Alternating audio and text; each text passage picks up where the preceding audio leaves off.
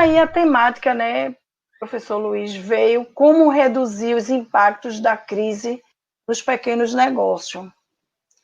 Então, eu gostaria de interromper e parabenizar vocês de estarem aqui, né, numa tarde belíssima dessa, assistindo e bebendo de fonte de informações, que eu vou tentar fazer o link, trazer o máximo possível de vivências que a gente teve, inclusive nesse momento atual. Então, primeiramente, parabéns a vocês, isso já remete que vocês têm atitude. E é nisso que eu quero falar. O tema é como reduzir os impactos da crise nos pequenos negócios, mas eu quero trazer para vocês que antes desse impacto, a gente precisa, antes de colocar algo em ação, a gente precisa ter atitudes e desenvolver algumas competências e habilidades. E isso não é fácil.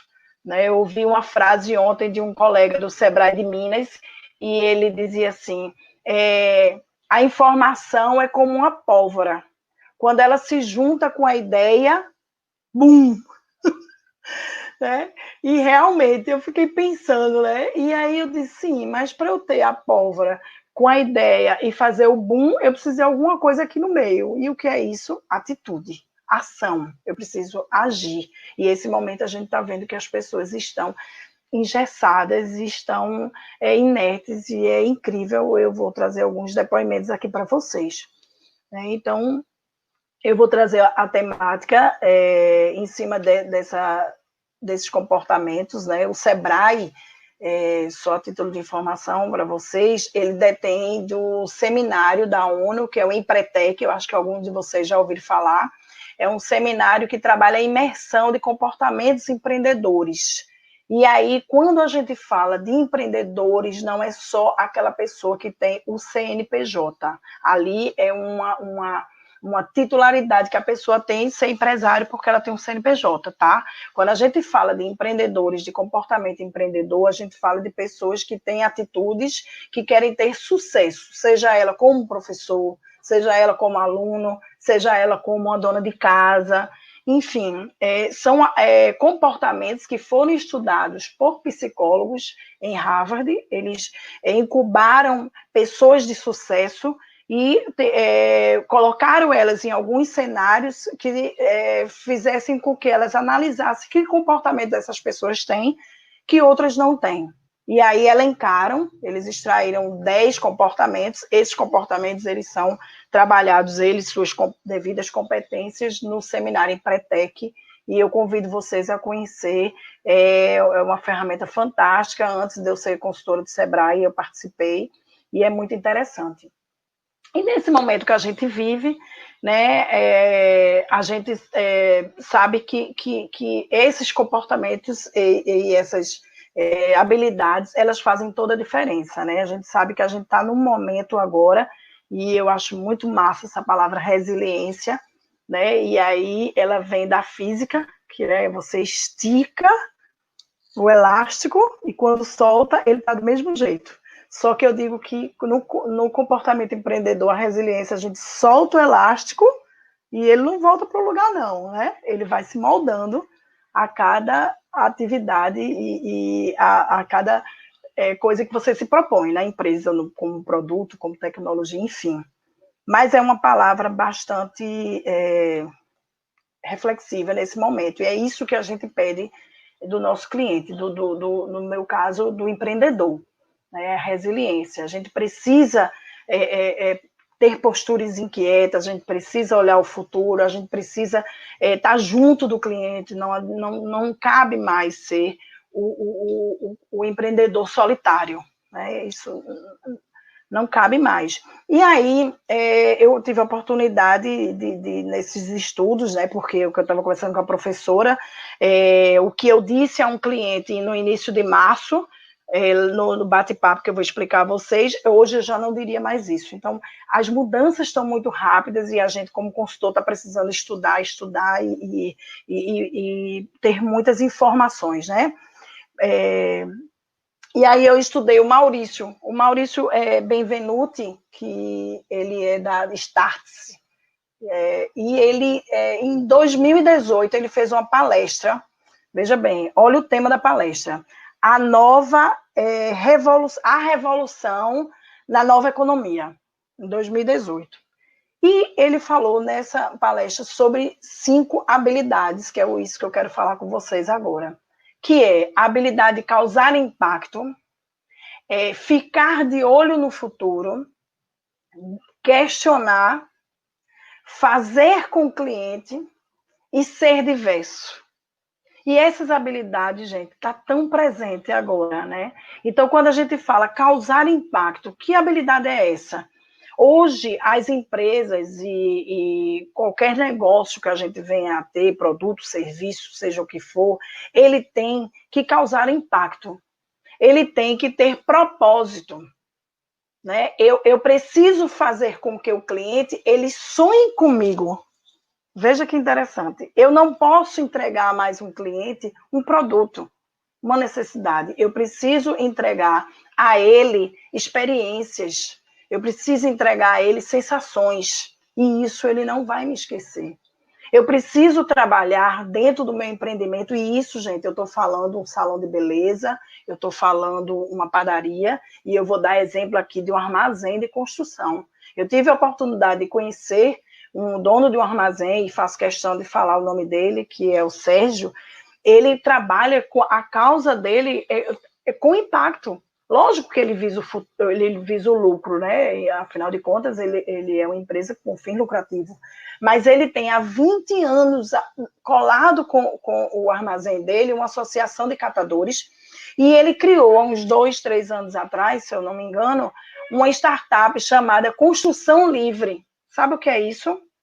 Sabe aquele quartinho lá do fundo da casa de vocês que tem aquela latinha de tinta, aquele pedacinho de canuíte, aquele saquinho de preguinho? Então, ele diz o seguinte: leva lá para o armazém dele, que ele tem um espaço, você deixa aquilo lá, e quando Patrícia for lá e precisar de 20 centímetros de canuíte, eu vou lá e ele doa, que faz parte da economia compartilhada, ele doa.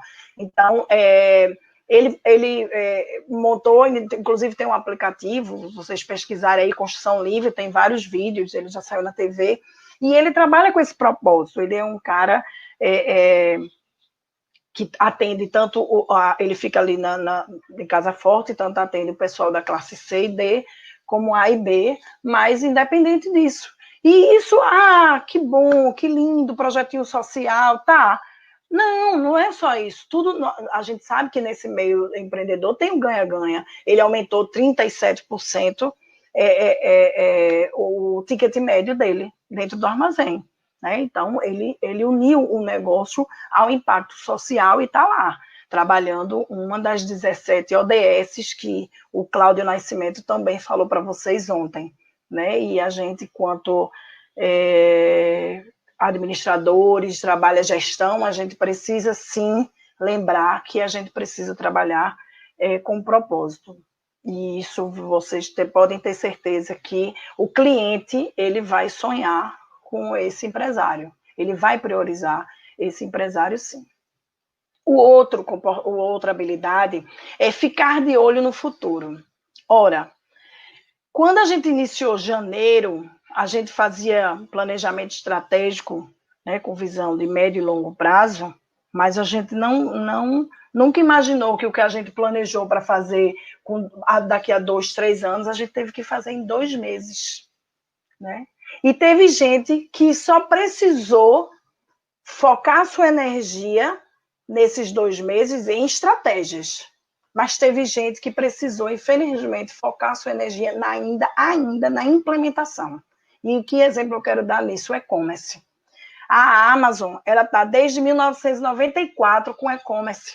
1994. Teve gente que teve que sair de 2020 e voltar para 1994 para fazer o seu e-commerce. Ela e Magalu tiveram que reestruturar, né, suas estratégias, moldar as estratégias, mas não começar do zero, porque se anteciparam.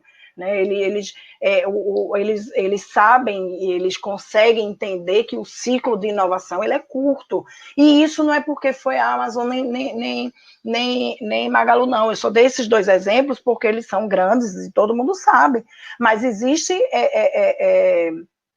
empresas de moda e esse pessoal que está aí no Instagram fazendo venda online, que já tinham se antecipado, eles só mudaram as estratégias, né? Essa questão do delivery, que tem que intensificar, fazer algumas parcerias, mas foram pessoas que pensaram no futuro agora, e é isso que a gente precisa fazer. Então, tem uma construtora no Sebrae, eu sou consultora estratégica da cadeia da construção civil. E tem uma construtora bem famosa em São Paulo, que eu acho muito bacana, o dono, o CEO, é um rapaz de 30 e poucos anos, ele anda de bicicleta, ele não anda de carro. Se vocês abrirem o Instagram dele, é Vitacom. O Instagram dele não tem a propaganda de nenhum empreendimento dele. Sabe o que é que tem? Comportamento do mercado. O comportamento do cliente. É só o que ele fala no Instagram dele. Agora, quando você vai para o site dele, aí sim, ele fala dos empreendimentos dele. Então, ele hoje é um cara que, se você quiser ouvir sobre comportamento imobiliário, ele é a referência, porque ele passa 24 anos estudando comportamento. E ele foi quem me fez ver o quanto é valioso o trabalho de um arquiteto.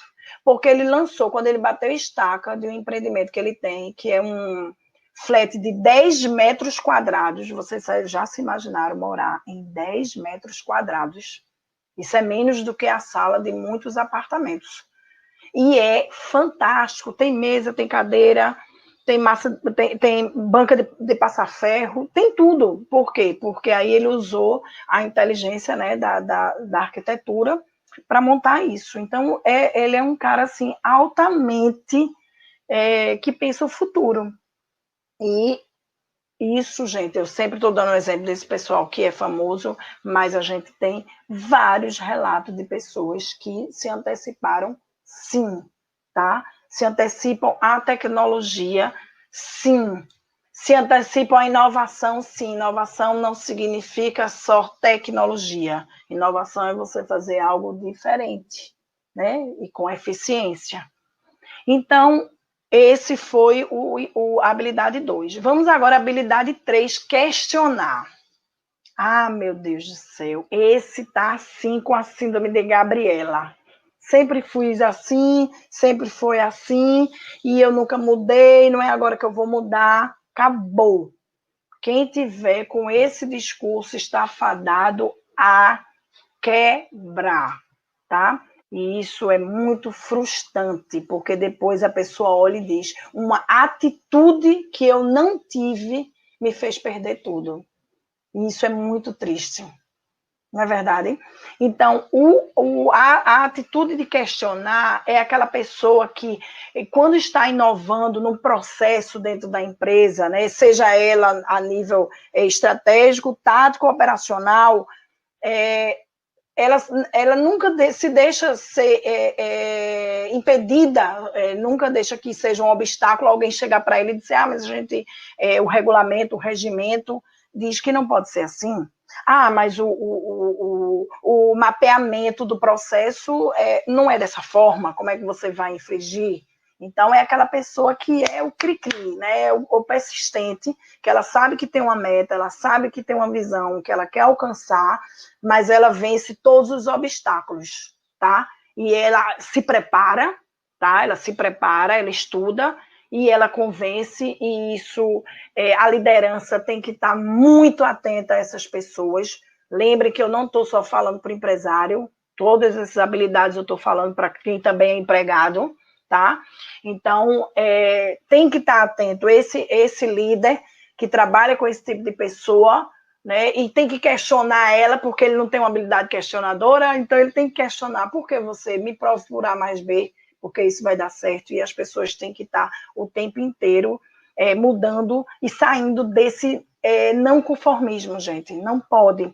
E aí eu quero trazer para vocês um exemplo massa que eu vivi agora no Sebrae, eu vou poder dizer nome e sobrenome, porque ele saiu na Globo. Isso a Globo mostrou. E aí foi um bate-papo que a gente teve com o Caldinho do Tião em Serra Talhada, a equipe de Serra Talhada. A gente teve a ideia, né, eu e mais duas colegas consultoras, de fazer o bate-papo. Quando teve esse fechamento, a gente disse, meu Deus, os clientes vão estar loucos, né? A gente começou a imaginar nossos clientes, eu digo, não, vamos ter que botar eles literalmente no colo. E aí veio a ideia, não, rápido, coisa rápida. No WhatsApp, agenda com ele, eles entram, a gente, 3, 4 consultores conversam com ele, escuta, vamos ver aí as ideias, vamos pedir, né? Aí vai um pouco na experiência que a gente tem com outras realidades de negócio, vem também com relação à nossa intuição, porque o empreendedor, ele é intuitivo. E aí veio nas nossas mãos a filha do dono do Caldinho do Tião. Por que a filha? O Caldinho do Tião é um casal, né, de idosos que eles vendem almoço em Serra Talhada, almoço presencial, né, o almoço trivial, de forma presencial. Só que naquele momento ele não pôde mais, né, fechou tudo. E aí a gente disse a ele, nada está perdido. Vamos, a ele não, a filha dele, porque ela entrou porque eles estavam desesperados. Ela tem outra função, eu nem sei, nem lembro bem na entrevista, eu acho que ela fala nisso. E ela disse, eu preciso ajudar meus pais, porque eles têm tudo, tem uma cozinha, tem, né, eles sabem cozinhar. Não. E aí ela entrou e a gente disse, quem tinha para o pessoal de logística, né, quem tinha para o pessoal de mercadinho e tal. E aí ela teve que mudar todo o cardápio, precificação, e etc, etc. E o principal, convencer os pais. E aí, depois de uma semana, ela deu feedback. Isso, minha gente, ela não tinha Instagram. Não tinha o contato do pessoal no celular, que foi outra coisa fundamental e que deixou um alerta para a gente. O banco de dados. Ter contato de cliente, ter celular, data de aniversário, informações mínimas no celular. Eu não digo nem anotado, nem no sistema CRM, não, eu estou falando no celular. E como fez falta? E eles não tinham. E aí eu disse o seguinte, vá para a rádio. Rádio é um instrumento que alcança todo mundo, se tiver bicicletinha, vá divulgar quem tinha. E aí ela procurou o Sebrae, através do Sebrae Tech, elas fizeram o Instagram, e aí ela correu para as mídias sociais, enfim. Foi case de sucesso, a Globo entrevistou, e ela simplesmente estava faturando mais do que se estivesse com o restaurante aberto. Então, por que eu trouxe esse case? Foi uma pessoa que não é empreendedora, ela era um negócio do pai e da mãe, mas ela teve comportamento empreendedor, puxou para si, ajudou os pais, não ouviu o não dos pais, né? Ela não ouviu, ela realmente foi... saiu do conformismo e fez e implantou e pediu ajuda, que é outro comportamento interessante, é busca de informação. Tem que buscar, sim. Tá? Esse negócio, não vou estar falando meu negócio aí para ninguém, porque o segredo é a alma do negócio. Isso estava dado ao fracasso. Isso que você está pensando, tem 950 mil pessoas pensando. O que você precisa é buscar informação de especialistas e de pessoas que, de fato, vão proporcionar melhoria no teu plano de negócio. É diferente, tá? Mas você precisa sim, foi o que ela fez, foi busca de informação, e é isso que o questionador, né, quem tem a habilidade de questionar, faz muito. Bora lá. O quarto é fazer com o cliente. Gente, nunca mais deixe ninguém dizer a vocês que o maior sócio dele são os tributos do governo. Tô brincando, a maioria diz isso, eu também digo isso. Mas, assim, é o cliente, gente. Eu não posso pensar num produto, num copo, numa embalagem, numa bolsa, enfim, num pão, nada que eu não ouça o cliente. Será que é isso que ele quer? É dessa forma que ele quer? Acabou. O cliente, hoje, ele faz parte, sim, do processo da criatividade, da ideia do teu negócio. Tá? Então, assim, trabalhar solitário, esqueça. Principalmente hoje, que a gente tanto precisa dessas cabeças pensantes jovens, né? Dessas cabeças mais experientes, tem que ter esse misto. Né? Me dói muito quando eu vejo numa empresa familiar onde um pai não dá o ouvido, né, a um filho e vice-versa. E isso é muito ruim, né, para o sucesso do negócio. A gente precisa encontrar esse equilíbrio aí. E o fazer com o cliente, hoje a gente tem N ferramentas, né? E assim, uma coisa que eu queria passar para vocês, Patrícia, é muito bom falar nisso, de comportamento que tem que mudar, mas como é que a gente faz isso? Como é que a gente vai fazer? Bom, procura lá o Sebrae, a gente tem ferramentas que auxiliam, né? Então, por exemplo, aqui da escuta do cliente, eu estou até recentemente fazendo esse trabalho com o pessoal de construção civil, e a gente trabalha o mapa de empatia, e trabalha o mapa de empatia junto com um questionário que a gente precisa escutar, a gente precisa ouvir o cliente, que é nada mais, nada menos que um Google Form. Agora, eu preciso ter uma descrição no meu Google Form bacana, que desperte o interesse naquele meu persona, naquelas pessoas que eu tracei como meu público-alvo, que ela olhe assim e faça, massa, eu vou responder, pô, que bacana, Patrícia, ouvir isso meu, e aí a pessoa responde com toda a satisfação, e a gente orienta também, porque as perguntas também têm que estar dentro do contexto do mapa, mas como é bom, né, e como muda tudo. E aí eu trago uma experiência agora, eu estou atendendo um escritório de arquitetura, e elas muito empolgadas quando eu perguntei, o momento atual, Patrícia sem cliente, aquela, mas a gente está com uma nova proposta, e a gente está com a consultoria, a gente estudou, a gente está nessa fase, isso, e a gente já está bem pertinho de implementar, já está, acho que para a semana já implementa. Eu olhei para ele e disse, sim, e o cliente? Ele foi ouvido? Como é que você vai começar? Como é que você vai chegar a ele? Aí comecei a questionar sobre o que era esse processo e elas olhavam uma para a cara da outra assim. E aí a gente deu esse freio de arrumação, graças a Deus que chegou nesse tempo, e aí a gente está preparando esse Google Form para elas dispararem dentro do contexto do mapa de empatia, para elas irem na veia, para elas trabalharem de fato com um propósito, que é atender a expectativa daquele cliente, principalmente algumas categorias, como arquiteto, trabalha muito forte essa questão do propósito, né? Porque trabalha bem-estar, relacionamento interfamiliar, relações, seja onde for, né? Na arquitetura em casa, ou corporativa, enfim. Então, a gente precisa, sim, ouvir o cliente, né? Mas o cliente é muito exigente, mas o cliente vai dizer que quer. Não importa. Às vezes ele te diz algo tão simples. Eu vou fazer bolo de noiva para vender. Um bolo super elaborado, super caro, tá. Aí quando tu faz uma pesquisazinha, o que é que o cliente quer? Sabe o que era que eu queria, que eu acho pouco aqui, as pessoas não fazem bem? É aquele bolo de laranja. Imagina, tu faz uma pesquisa, 60 pessoas dizem que quer um bolo bom de laranja, porque é difícil de achar. Vê. E a pessoa estava pensando em algo tão milaborante como um bolo de noiva.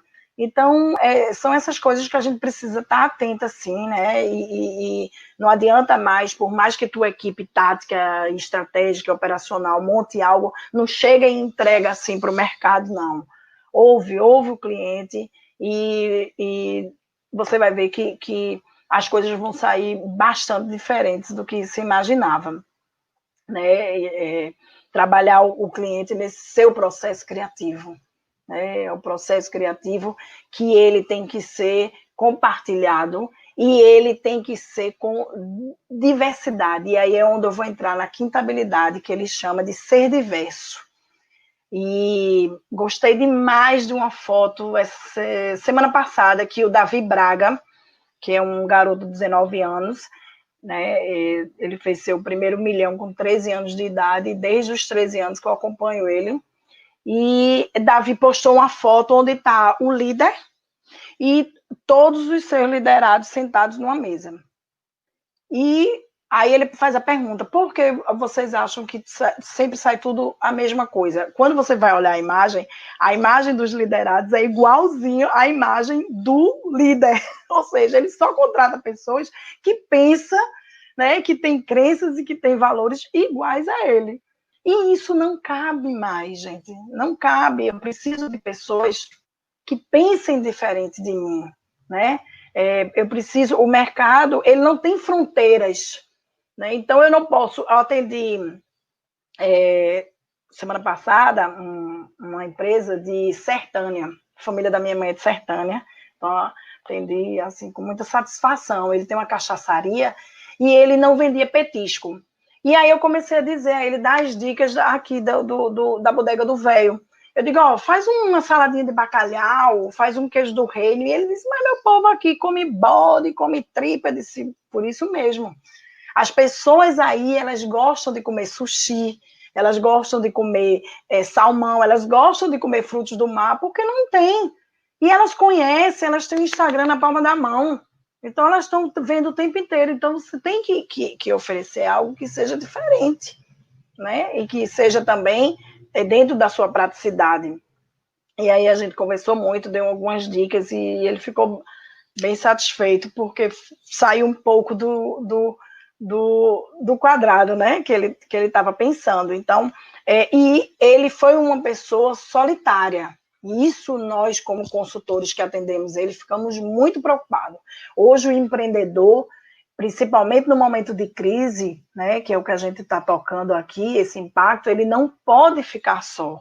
Ele tem que ter, nem que seja um sobrinho, alguém que ele troque uma ideia e que faça ele pensar. Então, todas as ideias bacanas que a gente deu, a gente ficou preocupado se ele ia implementar. Outrora, o Sebrae manda a gente presencialmente e a gente faz um plano de ação e a gente acompanha, etc, etc. Mas nesse momento, não. Então, assim, eu sempre tenho um cuidado de ter essa pessoa no WhatsApp e eu fico ali alimentando, sabe? Um pouquinho. Ontem mesmo eu falei com ele, mandei umas ideias aqui de alguns bares, tal, para ele fazer alguns combos, enfim. Mas essa diversidade, essa amplitude, esse olhar sistêmico que a gente, como empreendedor, tem que ter para encarar essas crises, entendeu? Então, assim, não cabe mais a gente estar dizendo, porque meu segmento é assim, porque meu segmento, um segmento que eu trabalho, tem experiência, como eu falei para vocês, é da construção civil, está bem sofrido, mas eu tenho atendido empresas que eles fazem, não, mas é porque eu estou pensando em fazer isso. Eu digo, sim, está faltando o quê? Bora agir, bora jogar pesquisa, bora fazer um Lean Canvas. Gente, o Lean Canvas é uma ferramenta fantástica. Tem o Canvas, né, tradicional, que a gente trabalha o plano de negócio, mas o Lean Canvas, ele trabalha problema e solução. Então, no momento de crise, trabalhar o Lean Canvas é uma delícia, porque ele trabalha problema, trabalha soluções, ele trabalha propósito, ele trabalha métricas, né? Ele trabalha métricas, e é isso que eu tenho chamado bastante a atenção para os empreendedores no momento. E aí eu digo a vocês, todas essas ideias, tudo que a gente está trabalhando, a gente sempre coloca métricas, indicadores que eles possam medir para eles enxergarem e verem que é algo que ele está fazendo para agora e para sempre que eu digo assim, para pós-pandemia, para sempre, nada é para sempre, né? Que no mundo empreendedor as coisas mudam, por isso a resiliência, né? Aquela história que eu falei do elástico. Então, as coisas estão sempre mudando, mas eles estão vendo que não é algo que ele está fazendo só para agora. Não adianta ele vir com aquela síndrome de Gabriela e dizer, mas para que eu ter esse esforço todo se é só para esse momento agora? Não é. Muitas ações, a maioria das ações, elas vão perdurar. A Farm, eu não tenho evidência, mas já chegou no meu ouvido que a Farm, loja feminina que tem nos shoppings, ela está vendendo mais hoje do que com os shoppings, com as lojas abertas, que ela só tem loja em shopping, por conta de uma atitude que ela teve. Não sei se vocês aí já receberam no Instagram, as vendedoras da Farm, tudo seguindo a gente e dando promoção de 50%. Ela conseguiu reverter. Atitude, entendeu? Então, assim, e vai mudar? Será? Lógico que as lojas presenciais ela vai ter. Mas será que ela vai deixar de vender dessa forma que tá gerando um faturamento legal para ela? Acho pouco provável. Então, bom, gente, era isso que eu queria trazer para vocês, né? Uma reflexão a nível comportamental para